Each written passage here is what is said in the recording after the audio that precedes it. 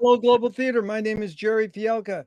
Today is September 7, 2022. We want to thank Rob Grant and his amazing podcast. I'm probably wrong about everything. It's an honor and a pleasure to be here with Lance Strate. Thank you so much, Lance. Where are you calling in from? From New York City, specifically the Bronx. I'm in my office at Fordham University. How cool is that? That is the first question. Lance, what is the best thing for a human being? Well, that's the second question, right? Yeah, you're right. Someone's paying attention, thank God. What's the best thing Yeah. for a human being? Well, I don't know that it's a thing. I'm tempted to say love is the best thing, but it's not really a thing.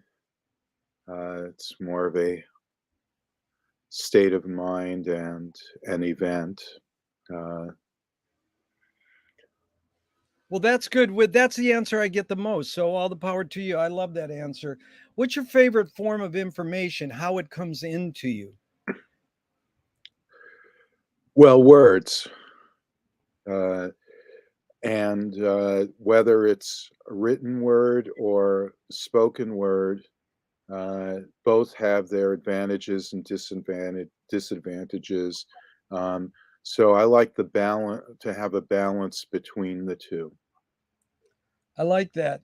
Just go into reading for a second. Did you become a reader, reading the written word more because your parents told you, they were an example, or on your own? Well, I mean, I was certainly got major encouragement to be a reader, but before I could read, I really liked books, and it was mostly my mother because my father was working, but was always asking to be read to. So I remember her saying that it was a great relief for her when I learned how to read and she didn't have to, because I would bring in a stack of children's books like this to be read to at bedtime. And Nice. even, I remember um, wanting to be having comics read to me as well. Cool. So why do you think humans collect or gather information?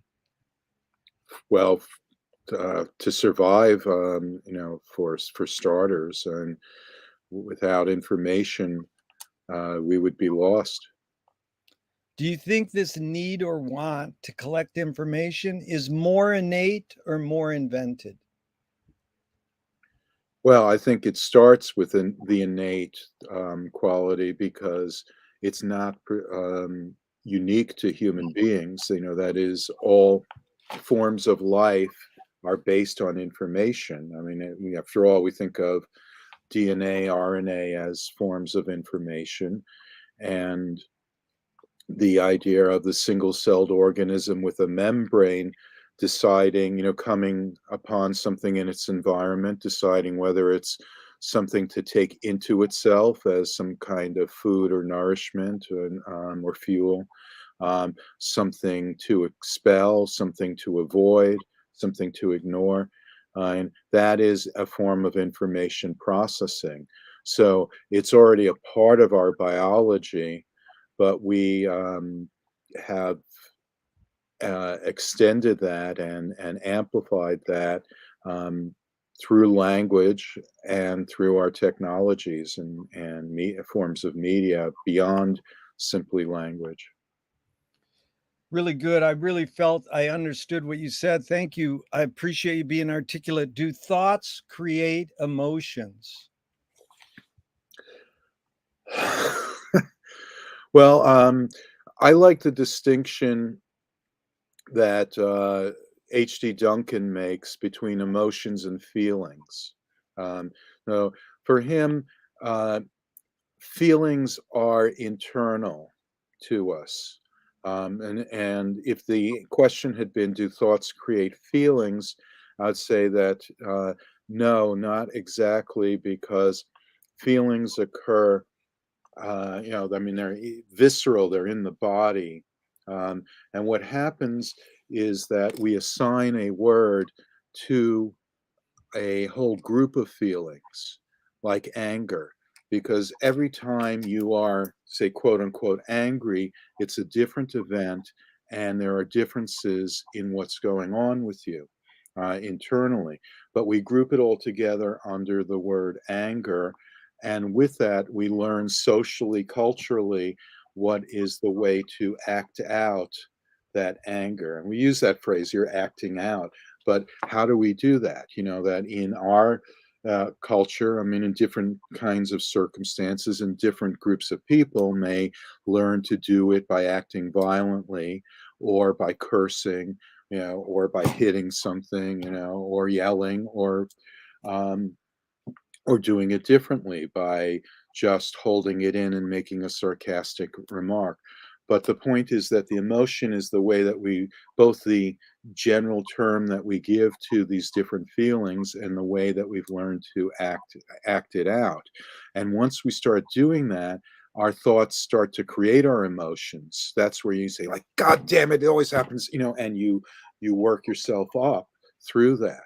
So I would say that it starts sort of outside of what we normally consider to be thought as pure feeling, but then as it gets wrapped up from feeling to emotion, it becomes a thought, and then that leads to more emotion, which suggests that we can have some control over it. I mean, we can't control our feelings completely, because again, that's a sort of bodily function, but we can control our emotions and not act out, or try to act out, behave in different ways.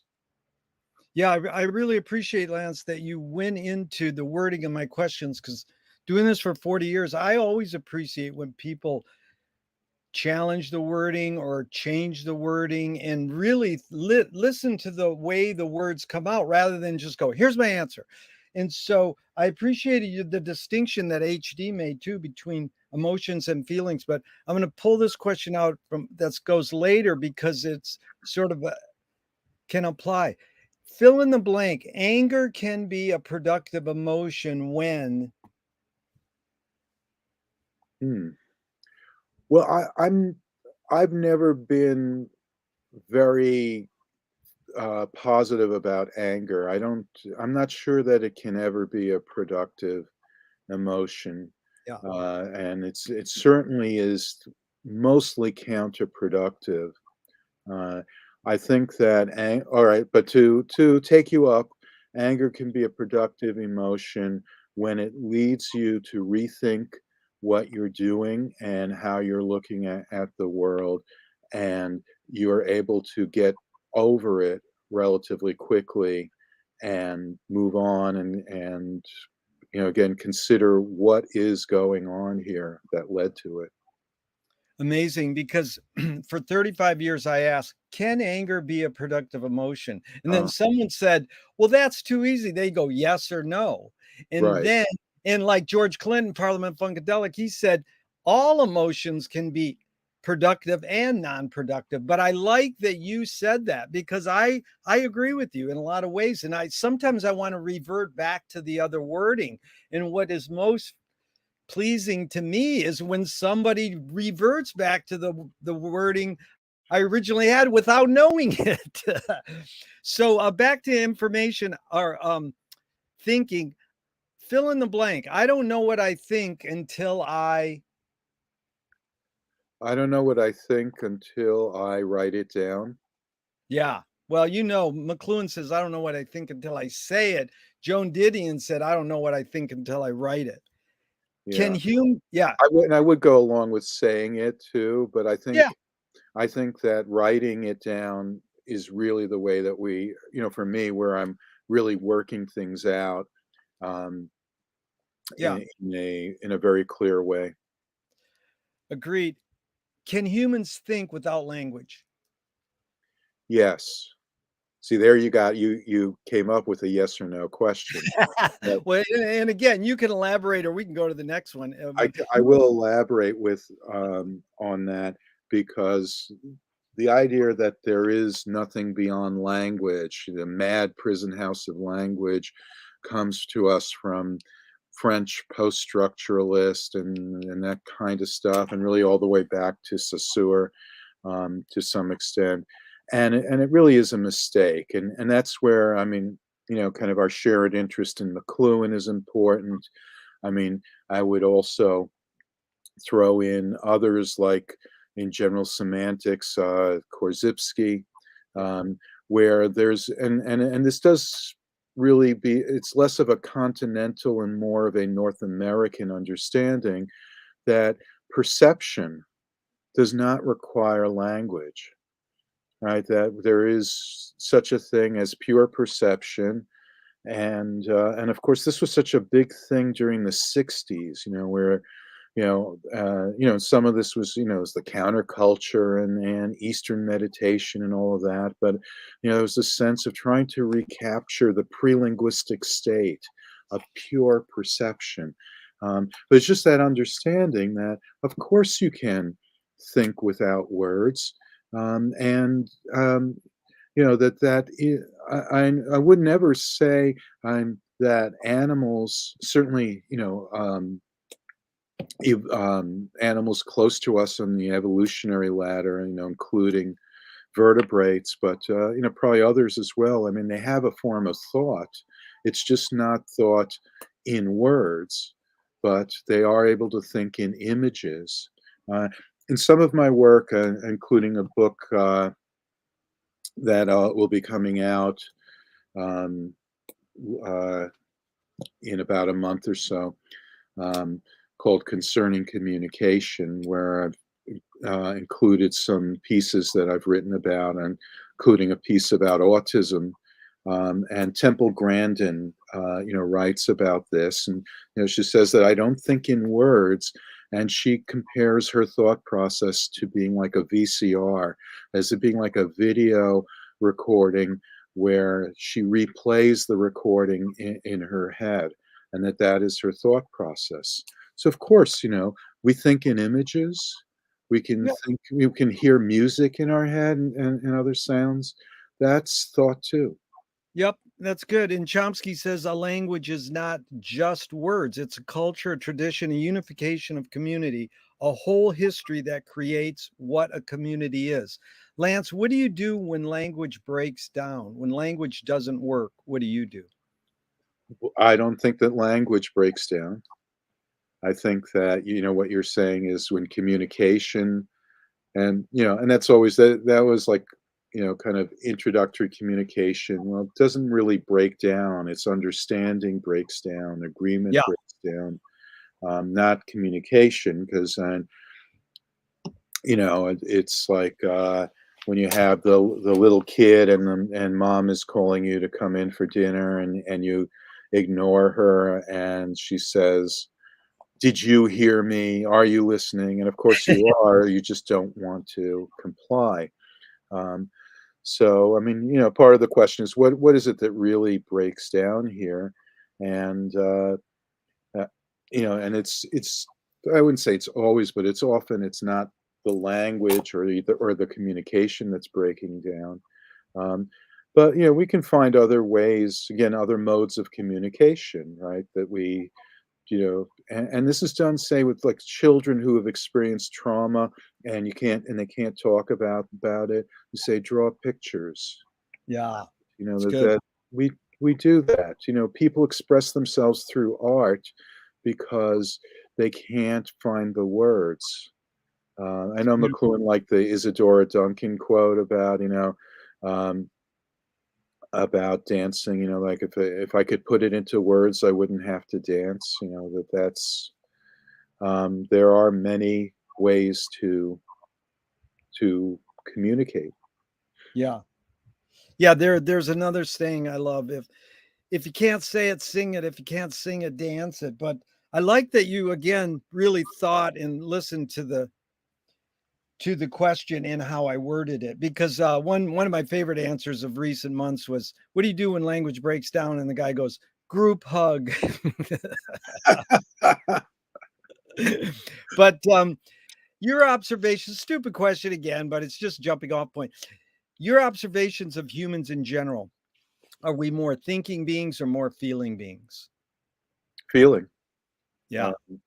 And that now, um, you know, and I would point to Suzanne Langer as very important in this respect, because she comes in, she's a philosopher, um, interested in language and symbols and art. Um, and, she comes out of the milieu of, Bertrand Russell. Alfred North Whitehead was her mentor, so was Ernst Cassirer, and then, of course, Ludwig Wittgenstein. And so much of that emphasis is on logical statements, well-formed statements that can support scientific inquiry. And they're acting like this is the whole purpose of communication and language and symbolism. And she's going like, wait a minute. And you can almost see, because, this is like mid 20th century and there's all this sexism, and she was really not treated with the kind of respect that she deserved as a major philosopher. It's like, you men, you think that this logic stuff is all, the be all and end all. Most of what we do, most of our forms of symbolism is not about logic, it's about feeling. And Yeah. that stretches from perception itself to all forms of art. It's a very narrow part that consists of thinking. Um, and, if we group perception together with feeling, as your question, then really that's the vast majority of what it's all about. Yeah. Really well put. In two questions from Alan Turing, 1950s. Is thinking a function of the soul? No. Well, first of all, I mean, what the hell is the soul? Yeah. And I'm not somebody who denigrates religion at all. I mean, I am affiliated and involved in religion, but I don't know what the soul is or what is meant by that.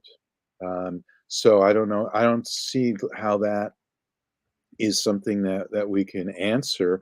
Although, I mean, if I had to feel it out, I would say that the soul is more about feeling than thinking. Yeah. Um, and a lot of this strikes me as like sort of like going to Ernest Becker's denial of death.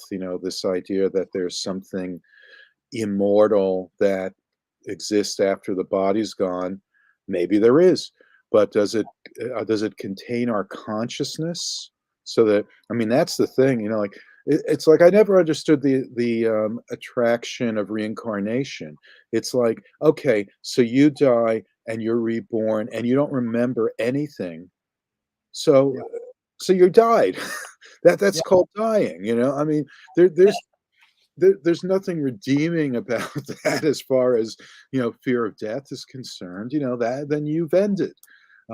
So Well, uh, this is beautiful, yeah, Lance. You've anticipated a lot of questions that are coming up right now. I appreciate it. You must have ESP, but I got to tell you, Paul Krasner's great line. He says, I only, 42. I only believe in reincarnation in one of my past lives. So the second Turing question is, can machines think? See, I have to go back to, well, what's the definition of think, Yeah. right? And I mean, my answer off the cuff is no, Yeah. um, because I would want to distinguish between thinking and information processing. But if we don't distinguish between those two, then the answer would obviously be yes. But uh, and it's an interesting question also because it also, well, you also get the question of, could machines think? You know, I mean, do they think now? I think that's easy to say no. Could Yeah. they at some point in the future, with the development of artificial intelligence, think? Uh, how do we? how do we answer that when we, first of all, we don't have a way of really knowing internal states because they are by their very definition interior.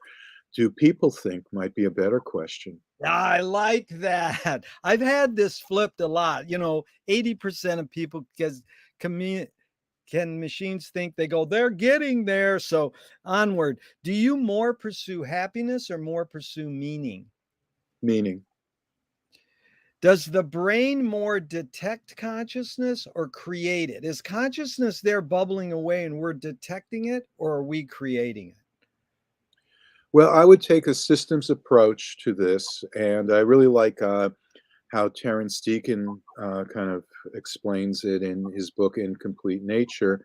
So you understand that the brain consists of nerve cells, and these nerve cells are firing away, boom, boom, boom, boom, and out of that activity comes thought.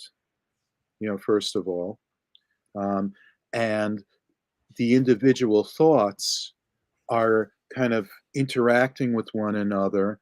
And as they form a system, that's where mind comes out of, consciousness comes out of that. So I would say that thoughts precede consciousness, and consciousness emerges out of the system of thoughts that emerges out of the, if you like, the wetware of the brain. Yeah. How's that work for you? Dude, Dan Lance, this is so good. I'm learning so much and I really appreciate it because as much as you are in academia, you're talking like what I like is uh the common person talk too. We're like, to me, I'm not so much academia and I can understand, and your references are important to me because I always have probed, or for many, many years, this question that McLuhan asked, and he didn't answer it. He asked it. Now, I mean, he did. Mhm. You probably could tell me how he did answer it, but he proposed it as a probe. Yeah. And it goes like this: how about technologies as the collective unconscious and art as the collective unconsciousness? So then I would talk to people and I said, well, what's the difference between art and technology? And drop the uns. And Mhm. what's the difference between conscious and consciousness? Well, I think I mean, I would go back to the systems view. So I'm not familiar with that, but it's very interesting. And sure, that technology is the sort of foundational structure, if you like, the system, and out of that emerges art, which is something that we do with technology, um, and that is the consciousness, in other words. Just Yeah, as mind or consciousness emerges out of thought, so technology forms the underlying system that art emerges out of. yeah, And of course, again, we get into, well, is there really a difference between art and technology anyway? yeah, In one sense, they're not. That is, that the original meaning of from the Greek techne is more like arts and crafts. There was no distinction between art and technology. But of course, then through literacy and especially printing, they split apart into these separate realms. So we think of them separately. So we think of art not as the artifact, because technology is an artifact, um, it's a fact of art, if you like. But when we think of art as a creative endeavor, and really the meaning, as opposed to the object, um, or the surface, then beautiful. that's where we're getting into that consciousness as Yeah, opposed to conscious. Yeah. thank you. Because we really celebrate the great line of Marshall saying the Balinese have no word for art. They do everything as well as they can. So Which was from Margaret Mead, of course, but oh, he got that from Margaret Mead. yeah, yeah, that's a Thank you. quote Yeah, from Margaret Mead. Um, very good. Thank you. and and that's like a long-standing point in sort of understand the criticism of elite versus popular culture, or elite versus folk art. It's just that this special category where we say that, say, um, painting is art and bowling is not art, or Yeah. automobile repair is not art. Well, that is a sort of class distinction, Yeah. a status distinction, and an arbitrary one. Yeah. What's faster, speed of light or speed of thought? Well, I'm into science. I mean, I'm not a scientist, but I play one on TV. Or no, I don't. But I think that our thinking has to be consistent with scientific understanding. So, based on our current physics, nothing's faster than the speed of light. Um, how could speed of thought possibly be faster than the speed of light when we're talking about nerve cells firing, electrochemicals? It's not even as fast as electricity. Um, and frankly, as I get older and older, it's slowing down. Hey, slow is better sometimes. So Yeah. Audre Lorde, the poet, said you can't dismantle the master's house using the master's tools. Yvonne Rainer responded, said you can if you expose the tools. What new tool do you suggest? What new tool do I suggest for what purpose was that? Well, again, I open some of these questions with cue quotes. You don't have to apply them. The quote is Audre Lorde saying you can't dismantle the master's house using the master's tools. But I don't Yvonne, see why not. I mean, right, right. mm, So I just throw that out, and then I just say, what new tool do you suggest? So it's sort of a wherever you want to take it. Do you want to say there's a tool I gravitate towards right now that I like? It doesn't have to be new. I get people saying things that aren't new, but it's sort of like, what tool do you gravitate towards, basically? do I gravitate towards? Well, I'm using that term gravitate. I would talk about the smartphone as a black hole that sucks everything into itself. So it's hard to think of any tool that goes beyond this this combination of technologies. What do you worry about when you And go to bed? it is taking apart our collective house. Um, Yeah. Yeah, that's good. So yeah, I understand. What do you worry about when you go to bed at night? will I get up in the morning? Will I wake up in the morning? Yeah. Will I fall asleep? Or will I, yeah, and, you know, will I sleep through the night, or will I have to get up and use the bathroom? Yeah. So Marshall learned from Pound that artists are the antenna of the race. They're broadcasting and detecting the hidden psychic effects of our inventions so that we can cope with what we don't like about them.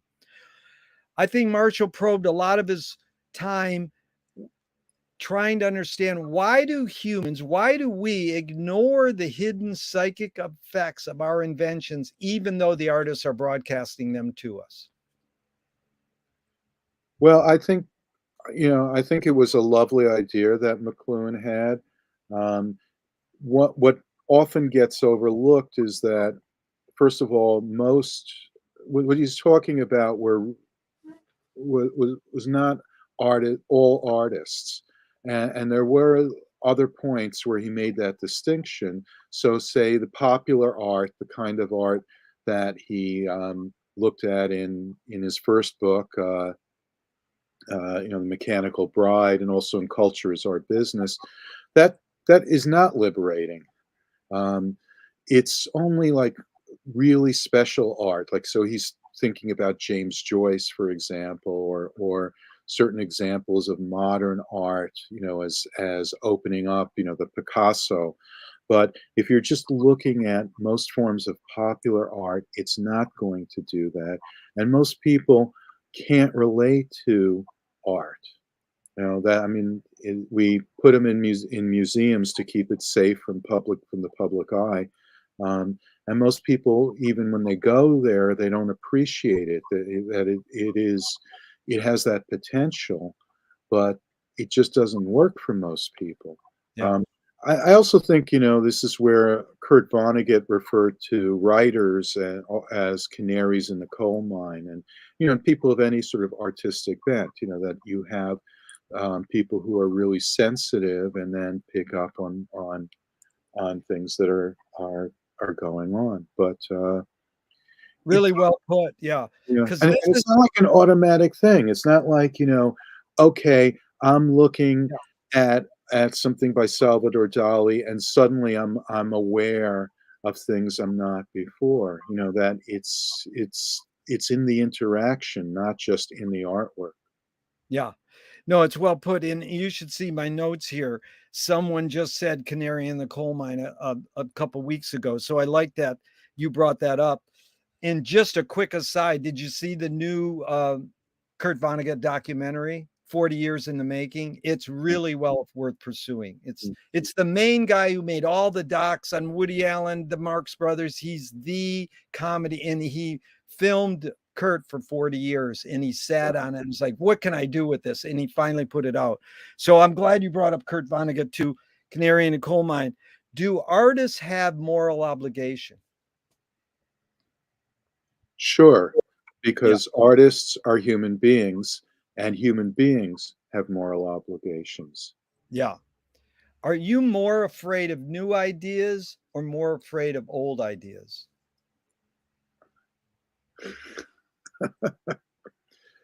Well, I haven't been particularly afraid of ideas generally. Um, I don't think ideas are really the problem, it's behavior. Yeah. Well Uh, put. and I like the Hannah Arendt quote that, um, I forget the specifics, but it's to the effect of, it's not what you're thinking, it's thinking itself that's dangerous. Yes. Wow. So Very if good. I'm afraid of anything, it's of ideas, period. Or, that's the thing to be afraid of or not be afraid of. Yeah. Uh, if and people who are afraid of ideas, and then this we could certainly see in a lot of the conservative factions of, you know, they're afraid of ideas because ideas are bring about change and and awareness, and people benefit from a lack of that sort of thing. Lance, can you please conjure up your earliest memory ever or one of them? Ah, well, uh, it's funny. It's kind of been thinking about some of those things, and I can remember being um, y- little and still being in a crib. Um, I mean, I remember when my parents brought home a kid's bed, and said I was, I'd grown out of the crib. But I kind of remember being in a crib, um, having a bottle and throwing it out, throwing it down. Yeah. Um, I remember a few kind of early memories like that. Um, That's fine. yeah, Is memory more a curse or more a blessing? ha, that's a great question. It's generally a curse. Um, but not all curses are curses, if you know what I mean. That is, we benefit from certain curses, and it's like, is thinking a curse? Of course, right? It's Yeah. like your previous question about meaning versus happiness. Yeah. I mean, it's when you don't have memory and you don't have thought, you can be very happy. Yep. Uh, I do think that collectively, memory can be quite the curse when in a political sense. We think about how people are fighting conflicts that date back centuries or even millennia. It's that burden, that great weight of history and the grudges, that people um, have. But the answer to is not amnesia. It's to let go of the grudge, not let go of the memory. 100% agree. Really good. Tell me someone within your immediate family then outside your immediate family, just briefly, who had an impact on you like a role model, and what specifically was that impact?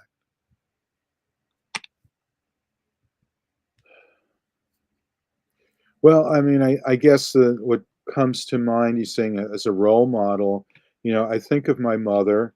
My father passed away when I was 9 years old, so she had to raise me on her own. And before that, he was sick. He had cancer, so it was as they used to say, a long lingering illness. And he also worked, 5.5 days a week at an automobile body shop. So he was, I mean, I had a lot of affection for him, but he was not around all that much. Um, and my mother was very interested in my schoolwork. She liked to encourage me and encourage me to, especially to read. My father wasn't a reader, but and we didn't have a lot of money, but so I usually, if I wanted a toy, I wouldn't get it. But he said, if I ever want a book, yes, I can have a book. Wow, So that was very meaningful beautiful. for How me. about outside your immediate family? Anybody who had an impact, and what was it? Well, I kind of like feel like I want to jump forward into a more recent time. You Uh, can do that, definitely, please. yeah, and I would certainly point to my mentors in my PhD program, both of whom are no longer with us, but Neil Postman, um, who was a great model as far as writing with clarity. Um, and uh, and this relates to what you brought up before. And he would always say, "You should write so your grandmother can understand it." Oh, that's He had good. no tolerance for the kind of academic jargon that so many get away with, which he felt was just and even for McLuhan. I mean, he loved McLuhan's, kind of approach and thought, but was very impatient with his style, which he felt was really hurt McLuhan more than helped him. Uh, and he once said, and he never wrote this down, but he said, and I put it into an article I wrote about Postman, that clarity is courage. Oh, In the that sense is that good. I like that. if Simple. if you keep things obscure, it's very safe. You can always say, "Well, I didn't mean that," or let people make of it Yeah. what they want. So I'd say him. I'd also mention my other mentor, his colleague Christine Nystrom, that she was someone who really taught me how to be scholarly and that not to make a distinction between like this is what McLuhan says as opposed to this is what Innes says or this is what Postman says and of course as opposed to this is what I say, to be really clear about making those kinds of distinctions. And it's credit where credit is due, but also a clear attribution and clear kind of presentation of what someone else's point of view is or their Yeah. argument.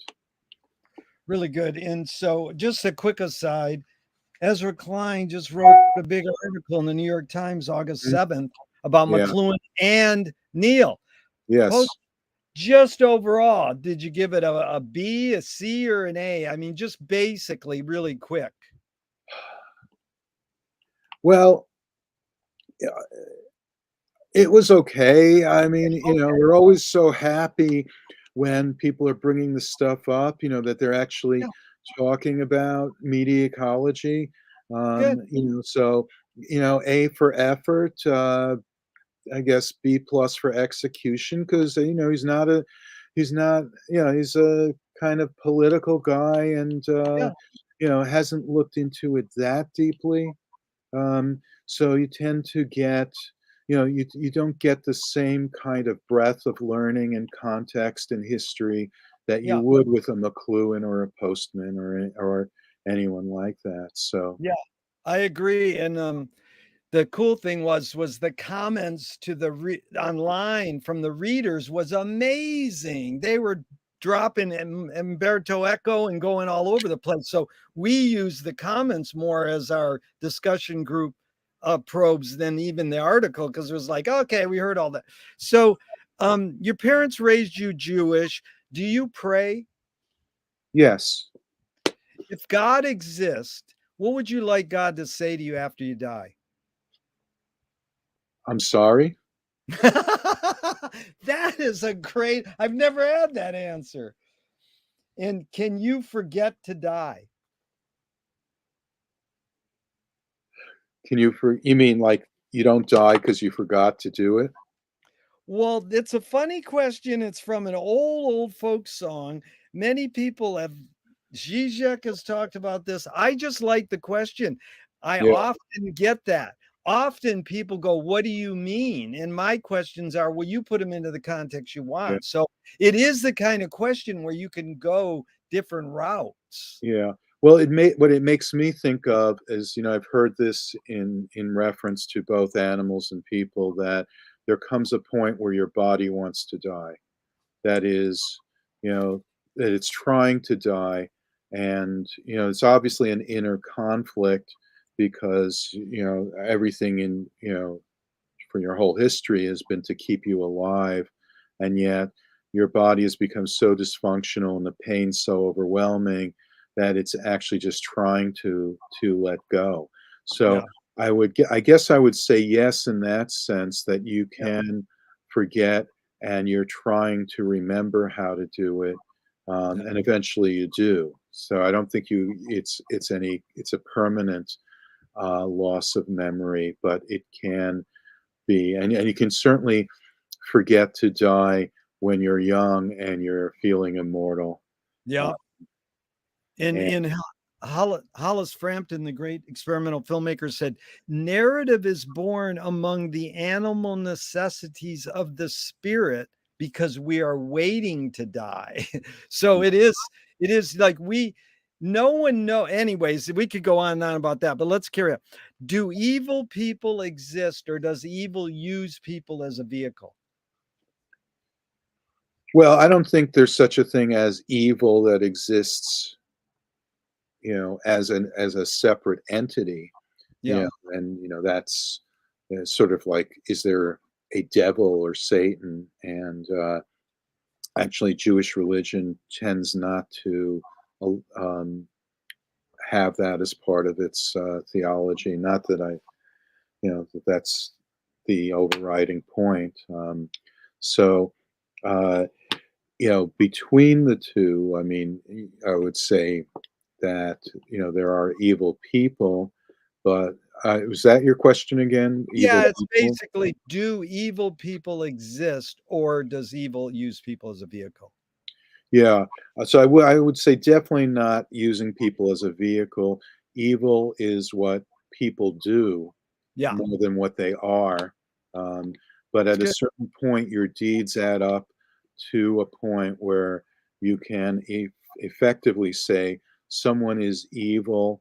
And one of the differences between Christian and Jewish theology, since you bring this up, and although Jewish theology does not have the same kind of authoritative, like hierarchical element to it, where the Christian theology generally believes that you know, that all acts, and everyone is can be redeemed, and nothing is beyond the pale. Um, if sort of accept uh, the religion at the end. Whereas, at least according to Maimonides and a lot of Jewish tradition, you can be redeemed up to a point. There's a point where it's no longer possible. You are irredeemable. There is Wow. nothing you can do to make it right, and you can try, of course. I mean, Yeah. people do, reform and show regret, but there's a point. You know, how can you be, what can you do for, like, something like Uvalde or Sandy Hook? How can you possibly make that right? You Yeah. can't. How can you, for genocide, for the Holocaust, for so many of these things, and you've got these individuals who are responsible. How can you possibly make that right? I, Yeah. Vladimir Putin is irredeemable. Yeah. The evil that he has committed, you know, puts him in a fairly rare category. And there is, you certainly could applaud if he were to stop doing it and go like live in a monastery somewhere and not and do more, no longer do any more harm and try to make up for it in as best he can. But in the end, irredeemable. Amazing, because you anticipated the next question, Lance. How do you advise someone to deal with an enemy? And I set it up with modern thinkers. Alan Watts says, if you acknowledge your enemy, you empower them. Coppola stole from the mob and the samurais, keep your friends close and your enemies closer. JFK said, forgive your enemy, but don't forget their name. And Fellini says, I need an enemy. So it's a lot of thoughts. The basic question is, how do you advise someone to deal with an enemy? But first, how would you react to Alan Watts? If you acknowledge your enemy, you empower them. I understand the point, and uh, uh, uh, Nelson Mandela was asked, how he could, ever forgive the people who jailed him and persecuted him, and and he said that he had to because otherwise he'd be carrying it around with him. He would be the one suffering from that. So, uh, so that I understand that point of let it go and don't let it let it become an obsession or a burden to you. But by the same token, I think you have to recognize who your enemies are and when you have to be on guard. Yeah. That can't be innocent or naive. And if you know, it's the saying, "Fool me once, shame on you. Fool me twice, shame on me." Right? Yeah. You know, um, peace through strength. That was one of Reagan's sayings, and in that, I mean, I have some sympathy. That you know I don't think that Gandhi was asked about Hitler, and I don't think he had an answer for it. He was able to use nonviolence against the British because they were not as awful. They were not. That they had this fundamental civilized quality along with their oppression that didn't exist with the Nazis, and there was no answer but to fight back. Yeah. James Joyce was the first projectionist in Dublin over 100 years ago. He basically checked out, said, this is stupid. Why should I go inside a building and see a movie of a tree when I can go outside and see a real tree? Years later, Faulkner said, sometimes the best fiction is more true than journalism. Why do we have to recreate things in order to get them? Lance, why do we have to go to a theatrical play of people acting out life? Why don't we just live life? Because life is chaotic and often sucks. So we go to a play to see an orderly presentation of something that is similar to real life, Yeah. something that makes sense. We go there for meaning Yeah. because life is, to the extent that it's chaotic, we make meaning out of it, but quite often it feels like it's meaningless. As they say, just one damn thing after another. Yep. Right? But in a play, in a movie, or in a novel, it's one meaningful thing after another. And everything is there Yep. for the purpose of meaning. Beautiful. Lance, just walk us through briefly what first, because mainly, I mean, you would say you're an educator, a professor, an author, and a poet. And I mean, a lot more, but those main three, educator, author, and poet, what first was the tipping point to go, I'm going to be a writer, I'm going to be a poet, I'm going to be an educator? Like, where were your tipping points? What did you study in high school and then into college? Like, Well, writer was probably it was definitely the first and the primary. I mean, and when you're a kid, I mean, poetry is part of writing, but I just remember from early on that I was writing and I liked it. It just that was the something that appealed to me, and you know, even uh, very early on, and they must still be somewhere. I made like a picture book, and I drew the pictures, but then I also wrote the names of the things, in sort of imitation of the kind of books that I had or would get from the library as a kid. I remember I drew a picture of John F. Kennedy, and it looked like a glass of beer, so the hair. Um, and so I mean, that was there from pretty much very early on. Uh, so uh, I don't think there was a tipping point. I mean, I just always yeah, you know had this sense that I was going to be a writer, and then I went through in high school. We had it was in early 70s. It as an offshoot or a result of the educational reform movement, we had an innovative high school. It was in Queens, New York, um, and it was terrible. It was really, really stupid, a stupid design that, of the sort that seemed like a good idea in the 60s, let kids find their own kind of way and, take electives rather than, follow a structured curriculum. And that was a big mistake because, and when instead of semesters, it was quarters. And the very last one, I took a module on Shakespeare because I thought, well, I probably shouldn't graduate without having some Shakespeare. I mean, I was able to get through it, and I took a lot of course classes on creative writing, which I enjoyed. I mean, it was great, and I got to kind of work on it. But it that was it wasn't a good move to let me do that instead of taking classes on literature, for as the English class. So uh, so that but that was always kind of like in the forefront for me.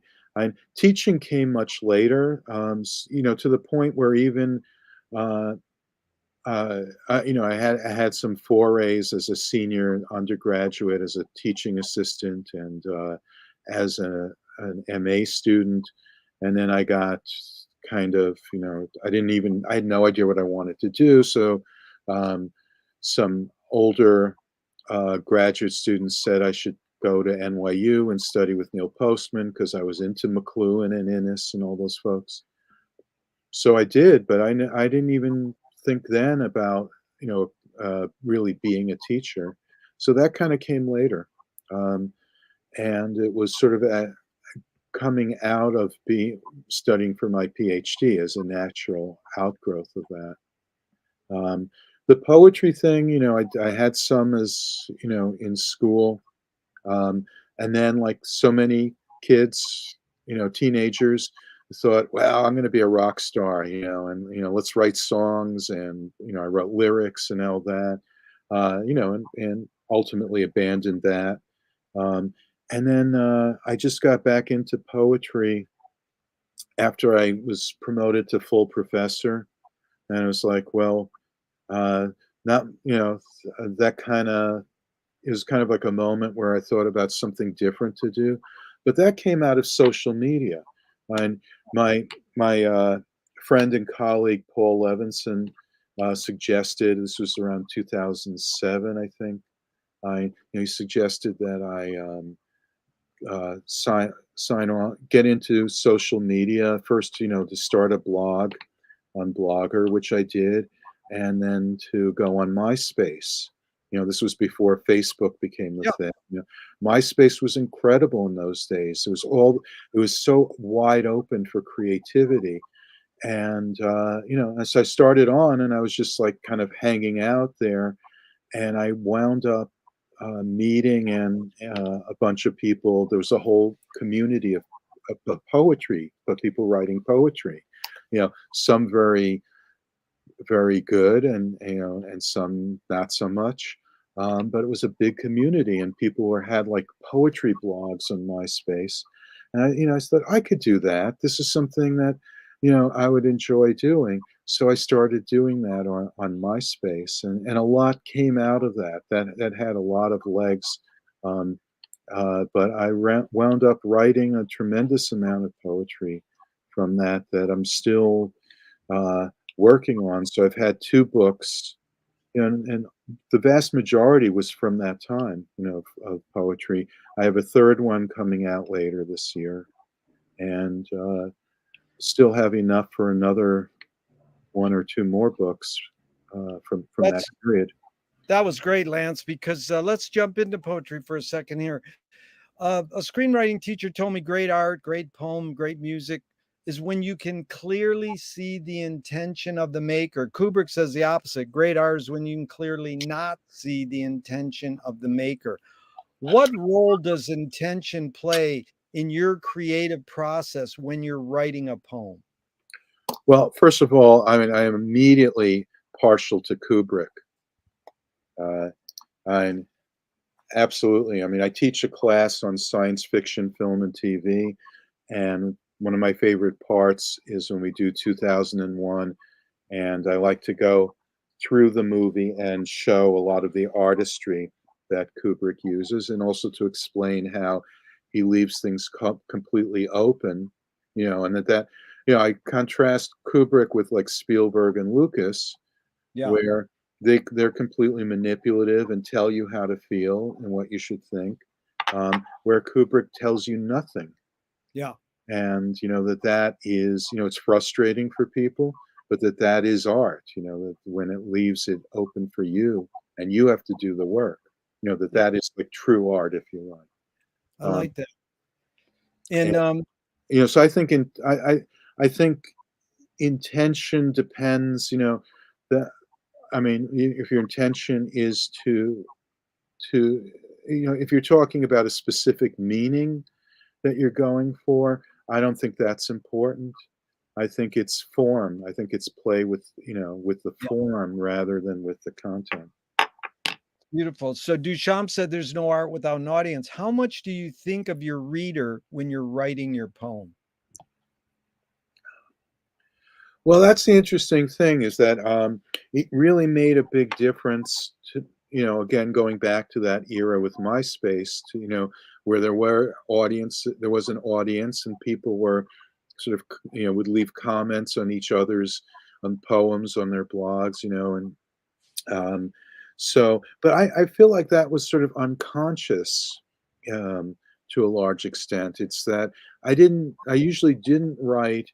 Um, Thinking this is who I'm writing to, or this is what I want people to Yeah, think. I'm drawing on my own vocabulary and experiences, and a lot of jokes that maybe no one will get, puns and all of that. But I think unconsciously, the audience was very much is very significant. yeah. What's the function of poetry? The function of poetry is to express thought in memorable form.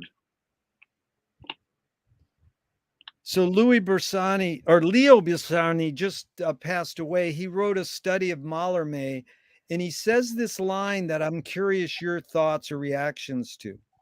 The very crises which threatens the writing of poetry sustains poetic composition.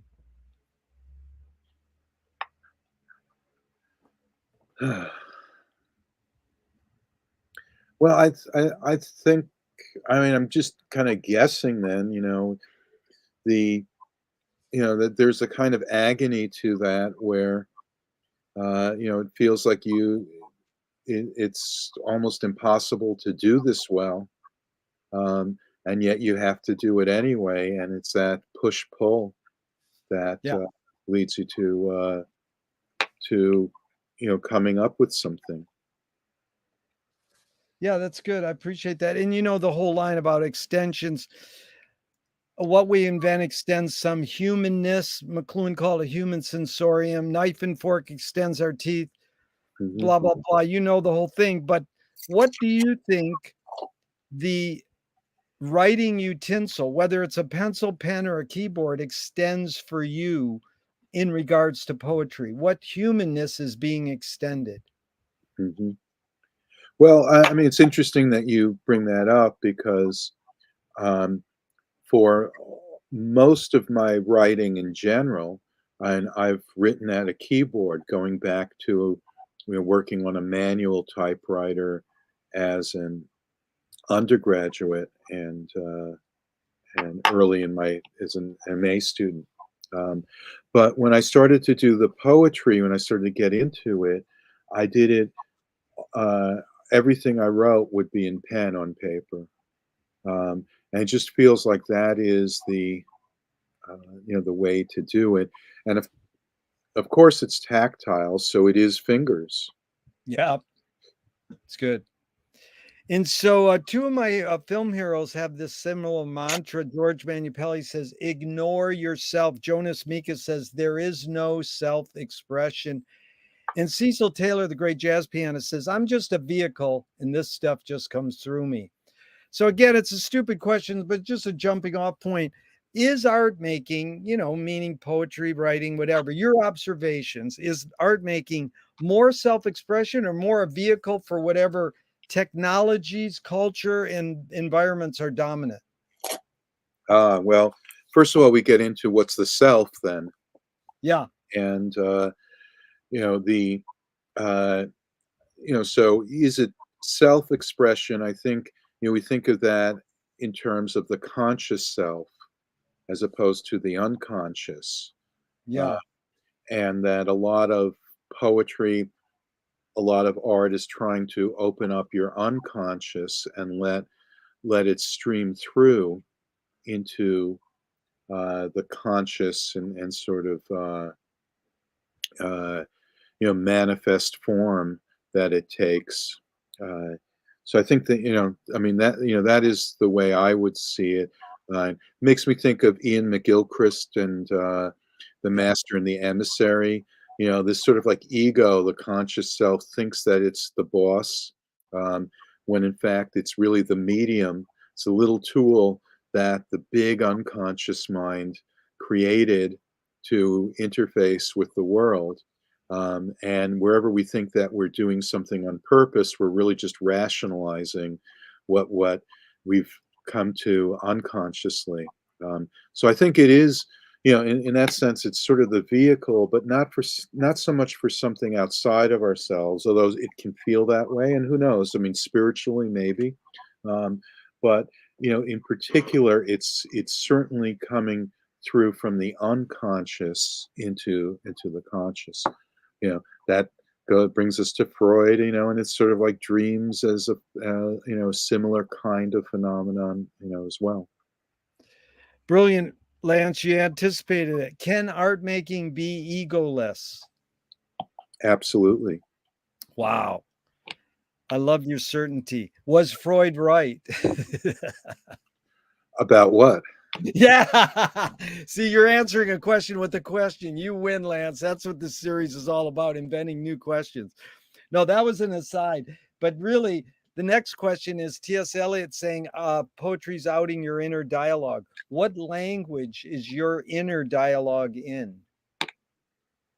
English? What form? It's more a metaphor. What form is your inner consciousness in? Well, I mean, what I think of as my inner dialogue and in consciousness is me talking to myself in my head. Yeah. Is perception reality? No. There's a line that goes, you create what you resist. And I don't mean you, Lance, just in general. It's you create what you resist. Bob Goldthwait, the comedian, morphed it into you are what you hate. James Joyce said, it's a curious thing how your mind is super saturated with the religion in which you say you disbelieve. And Louis Buñuel nailed it. He said, thank God I'm an atheist. Yeah. So just your thoughts on this line. You Yeah. create what you resist. Any thoughts on that? But, James Carey had once said that there's a difference between a Jewish atheist and a Catholic atheist. And it's a very significant point that we are defined by what we reject as much as by what we adhere to or accept. And we define ourselves against the other, if you like, that sort of terminology. And I lost the question though. Well, the question was your reaction to that line. That was good because you really led perfectly in the next question, but just this idea, you create what you resist. One creates what one resists. Well, that's and that's often said that you're more creative when you're irritated or object to something, that writing in praise of things is kind of boring. So I don't know if you're more, you tend to do that more, but I think you're better off when you're in a working against the grain than when you're just being you're being promotional in a way. That's great for advertising and PR, but for art there's some kind of resistance and pushback that makes it art. It's like jujitsu, judo, that's all. And you really anticipate this one. Can satire be destructive? I asked a guy who wrote for Robin Williams, comedy writer, and he says, that's the job of satire. And a lot of people know, can satire be destructive? Yeah. If you do a cartoon in a certain country and they kill you, some people think dying is destructive. That was the first thing that came to mind for me, right? Amazing. But we know it, but it's sort of metaphorical. Charlie Hebdo and that whole thing. But here's what Swift said. He compared satire to a mirror in which people could see every face but their own. So what's the function of satire? Well, the function of satire is to make fun of things, right? To bring out objectionable aspects of things that most people take for granted or accept. I would say the big distinction there is punching up versus punching down, as they say. That if you're going to do a satire, say about poor people, people who are underprivileged, which you can do, right? That's like do it back in the older TV days where they did, kind of satire on ghetto, African American ghetto culture, that, we understand this is not nice. This is, no longer seen as acceptable, but, satirizing people in power, that has an important function. Yeah, even I asked Jello Biafra all these questions, the lead singer and writer of Dead Kennedys, and he had a song called "Kill the Poor," And I wonder how many people went, "Whoa!" Well, anyway, I was just talking, brought with someone here about the song "Short People." Yeah, that's a good example. Yeah, yep, yeah. So, what's more important, conviction or compromise? Well, I'm just thinking right now about Donald Trump and the documents at Mar-a-Lago and everything else he's done. And in that context, the word conviction. Yeah. But that's, of course, a different meaning than the one that you're thinking of. Well, that's fine. And I'd like to see him convicted and put away for good. But I know that's not what you mean. So But let's Lance, let's go there for a second because it's interesting because it's what I learned from Gregory Bateson too. Uh, pay no attention to me that I'm lying to you. Double bind. It's he asked like, does punishment work? Because all of us want to, or so many of us want to see Trump at least get his hand slapped. He's going to be put in a country club jail, maybe, probably never. Who knows? What does punishment work? Even though we want it, don't we want to have our emphasis on let's get someone who will carry our message forward or make the world a better place? So in the long run, it's just a basic question: does punishment work? I think so. Yeah, I know it's not a popular answer, and I know that there's, real questions about whether you should ever, like, say, spank a child. yeah, Um, but I think that there are cases for deterrent and for learning a lesson, and that, and and especially for someone like Trump, the fact that he got away with so much. yeah, um, that kept him, that reinforces the kind of negative behavior. Um, so, in that regard, I mean, I think it does. I mean, you have to be very careful about punishment. I don't think capital punishment is um, merited, or at least not in only in the most exceptional of cases. Um, I know that Israel doesn't have capital punishment with the exception was Adolf Eichmann, right? That is admitted to being the mastermind behind the concentration camps and killing millions of people.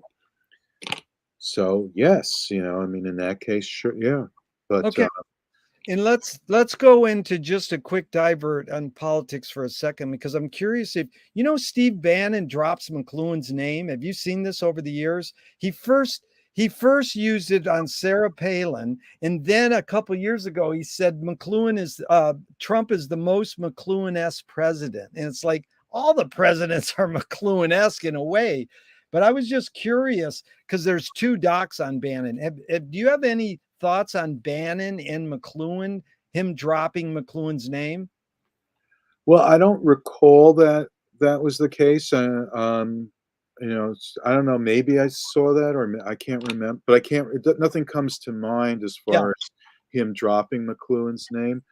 But I think when Al Gore lost in the election, um, his election in 2000, and the first thing he did afterwards was to teach a class at Columbia University, and they wrote up, he first thing he said the first day of class was, have any of you read McLuhan? Um, Wow. so I'm not surprised by that. I remember Jerome Agel. I'd Yeah. spoken to him a number of times on the phone, and he was talked about how one of Clinton's consultants was very big on McLuhan, and of course there was Tony Schwartz. So um, it, I don't. It doesn't surprise me, and the fact is that the kind of stuff that we talk about with McLuhan, with Postman, with media ecology, with general semantics, I mean, can be used and can appeal to people of all different Yep. political persuasions. It can be used for good and it can be used for evil. Exactly. Well put. So Utah Phillips, great folk singer activist, said anarchy is making rules for yourself and not other people. Who's entitled to make the rules? Well, everyone's entitled to make their own rules, and there's something in us as human beings that we have a certain need and desire and interest in rules. Um, the really the question of entitlement is that you're entitled to make your personal rules for yourself. Uh, you need, if you're a parent, caregiver, you need to make rules for other people. If you're a teacher, you have to have rules. And, in many of these situations, people benefit from having rules that are clear and comprehensible. Um, so whoever is responsible, I would say responsibility, it's entitlement is not the right word for me. It would be responsibility. If you have responsibility or take responsibility, then you have a responsibility to have rules, to clearly communicate them to any concerned parties. What's the difference between rights and responsibilities? Rights are privileges that you enjoy. I have a right to do this, a right to do that. Responsibilities are obligations. Yeah. This comes up, and I know it comes up in other cultures too, in non-Western cultures, but in Jewish culture, um, we don't have, we have the word that we use to translate the word charity has a very different sort of root meaning. So the charity, it was a caritas or something, the root meaning is caring. Um, and that the sense of it is that it comes from caring about other people. So, Jerry, if I don't give a shit about you, I don't care about you, I don't have to do anything. Yeah. Whereas in the Jewish tradition, tzedakah comes from the meaning of obligation. You are obliged, right? Yes. You need help. I am obliged to help you, Yeah. right? It's not whether I care or not. It's not about my heart. Um, and I know that was often used as a kind of way to denigrate Judaism by Christian theologians, that you know Christianity is the religion of the heart. But I I don't need this is also said in the civil rights movement. It's like, I don't need your love. I need your respect, and I need you to do what's right. Yeah. It's well put. Thank you, Ben. I really agree with that. And Moshe Feldenkrais works with healing and movement.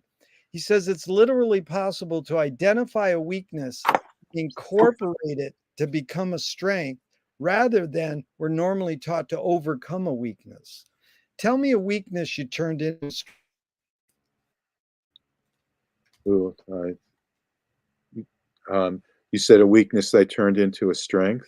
Yeah, it's sort of like in McLuhan, a breakdown you turned into a breakthrough, a rejection you turned into a redirection. Uh,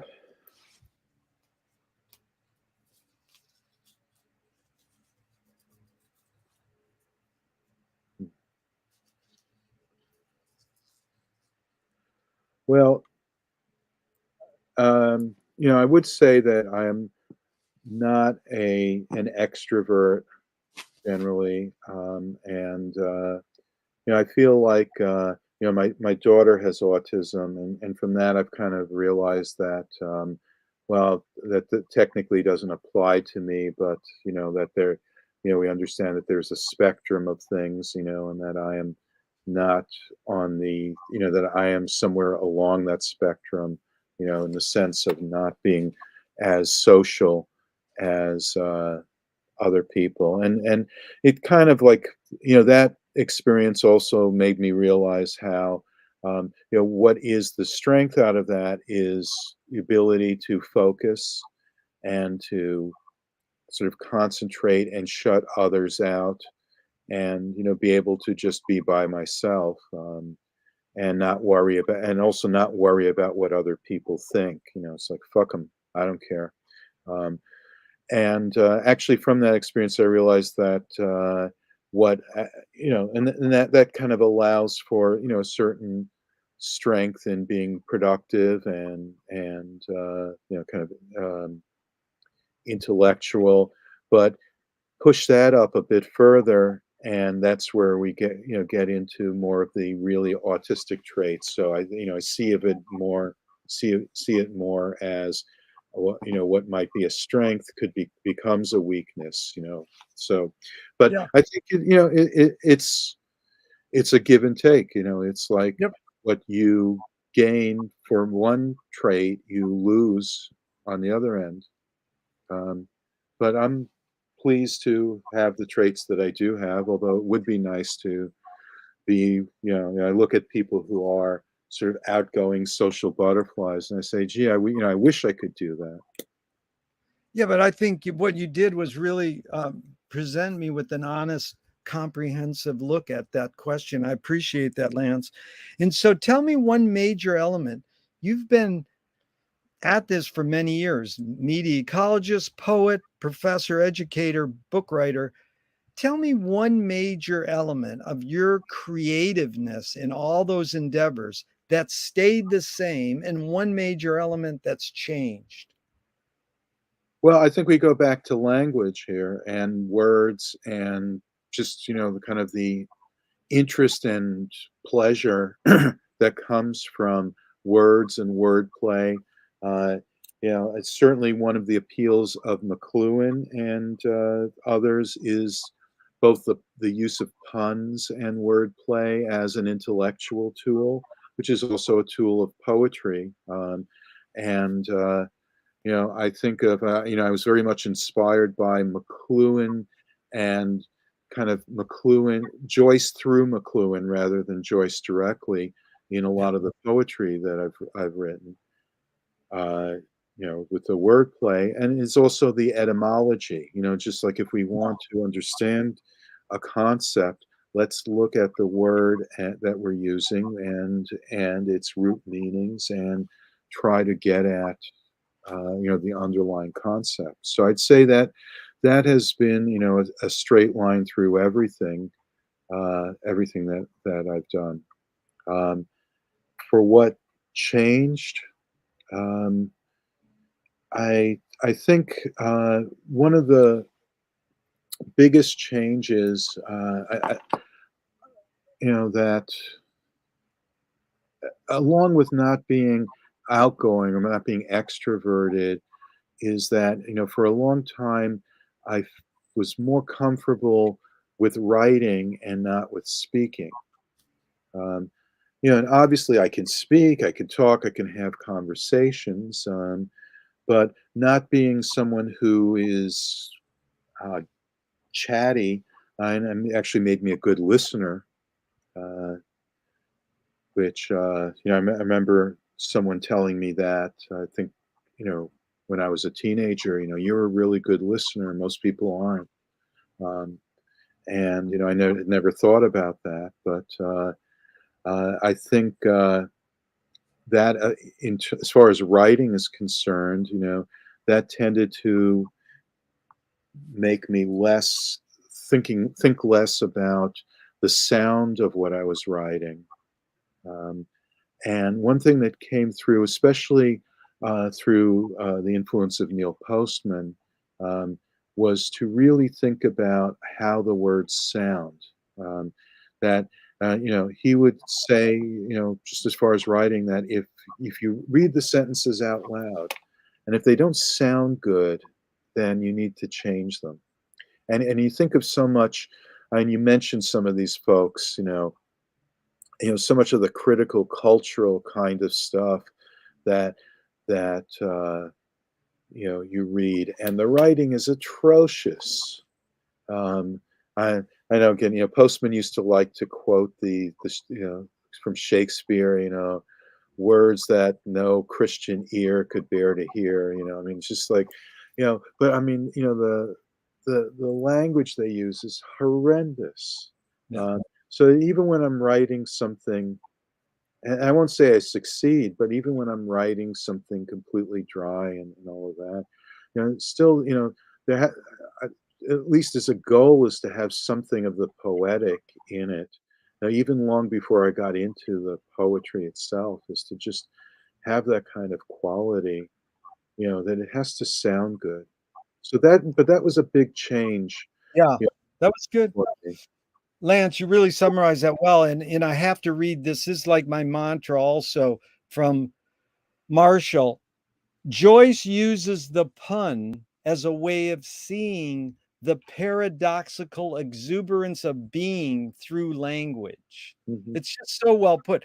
And so just a couple more minutes, we're out of here. Thank you so much for your time. How do you find peace of mind? What makes you think I do? And then if you were walking down the street today and you met yourself as a 12-year-old, what would you say to your 12-year-old self? Hi, how you doing? Beautiful. Which way should toilet paper come off the roll, over or under? Now that is a very important question. I'm glad you brought that up. And I am going to say that it is completely context driven. If you've spent enough time in enough different toilets, you'll find that different toilet paper dispensers they're not all the same. So for some, it works better one way, and for others, it works better the other way. So it really is based on the medium, which message you want to take from it. Oh, that is amazing, Lance. I've never had that answer. 98% of people say over. The people who say under are certain they are right. The patent has it going over, but there's no right or wrong answers to any of these questions. So I appreciate that you introduced a whole new way to look at that question. So we're almost out of here. These are 5 quick Alan Watts questions off the top of your head in just a couple words. Number 1, who started it all? No one. Are we going to make it?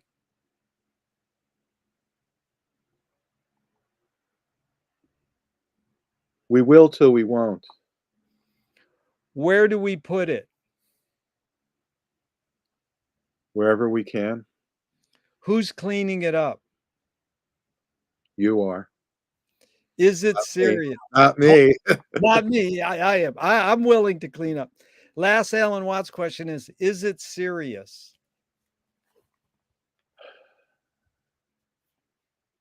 No. Great. I got 2 more, maybe 3 if we can fit it in 3 minutes. You know, Thornton Wilder, great playwright, Joycean, said art is confession, art is the secret told. But art is not only the desire to tell one's secret, it's the desire to tell it and hide it at the same time. You've laid your cards on the table for over 90 minutes. I'm not insinuating you haven't already answered this. Lance, what's it really all about for you? Art or everything. Either way, you put in the context you want. In the end, it's just us. It's human beings relating to one another. And whenever we forget that, things go south, Yeah. things get messed up. So that's what it is, and it sort of goes back to that thing. I mean, love, just as a sense, um, and I'll go back to obligation. It's caring, but it's also obligation. It's treating each other as human beings with respect. It's about life Yeah. and understanding the value of life and respect. Um, you Yeah, know, you really get it, Lance. It's full circle. The first question is, what's the best thing for a human being? My friend studied Wilhelm Reich. He said the best thing for a human being is another human being. The last question I'm going to ask you is, what gives you the most optimism? At the end of his life, they asked Groucho Marx, what gives you the most optimism? And he said, other people. So your answer is like, it's about us, the Wizard of Us. yeah. So, But I would answer change, because that gives me optimism, because no matter how bad things get, things change, and so they'll eventually get better. But of course, the opposite is true as well. No matter how good things get, things change and they'll get worse. Balance is the key. yeah. That was brilliant. What gives you the most optimism, change, and balance? I like both of them. So, last question is, thank you, Lance, is what's the cultural shift you see developing today that inspires you?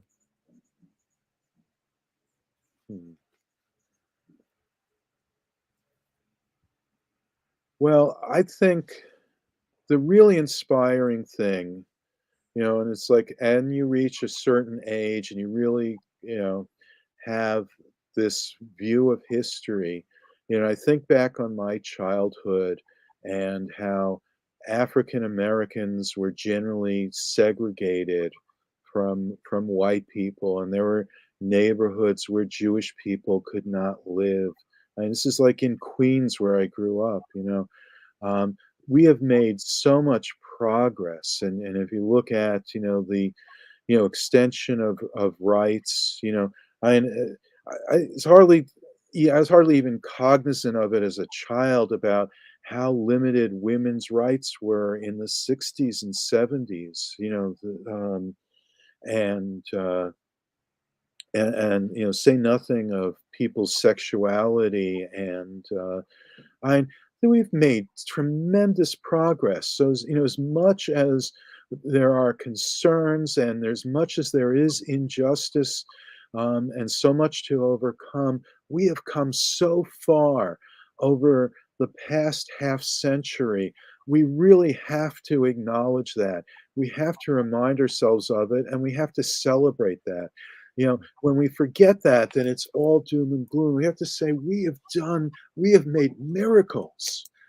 As much as we've gone in the 20th century from inventing the airplane to landing on the moon, we have gone from, we have made tremendous strides in terms of social justice, of freedom and equality, and we're continuing to.